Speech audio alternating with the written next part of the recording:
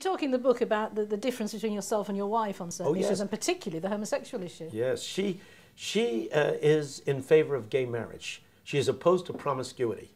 It's interesting that Christians who are quite willing to accept promiscuity are not willing to accept gay marriage. It's intriguing.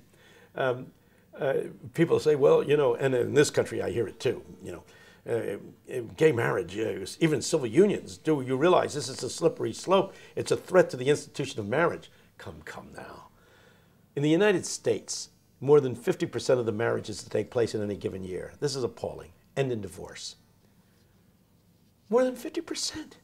And that doesn't count all the people who are living together without benefit of wedlock, which now is like 30% of the youth population.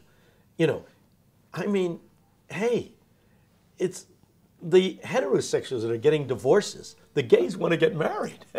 I mean, this is the irony of the whole thing. So she is very, very much in favor of gay marriages because she feels that a committed relationship between two people, especially if they're Christians, helps them to grow into the kinds of people that God wants them to be. I disagree with her. I am a conservative, and I believe that the first chapter of Romans precludes eroticism of a same-gender nature. Did I say that politely? You said it very well, well yes. Yeah, you know. It was really good. But let me throw back at you what you said to me about women, that Paul was writing for the time, that culture, it had a different influence, a different slant than it would now. Yeah. Isn't that the same thing? No, it's not. Okay. And the reason is that on the issue of women, we not only have to consider history, which is what I did earlier, we also have to consider what John Wesley said we should, the tradition of the church. The church has been around for almost 2,000 years. And what have the saints who have studied the scriptures said about the scriptures? Now, on the issue of women, there is no consistency.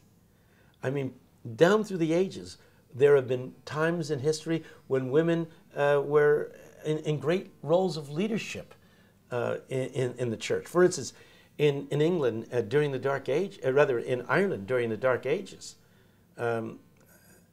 women ended up not only being the head of convents, but the head of monasteries as well.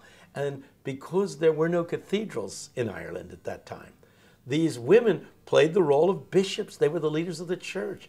And down through history, women have played incredibly important roles in the leadership of the church. And nobody raised any questions. What's more is my fundamentalist friends have no trouble allowing women to be missionaries. It's all right for you to preach to black men. Yes. You just can't preach to white men. If that doesn't have racist overtones, I don't know what does.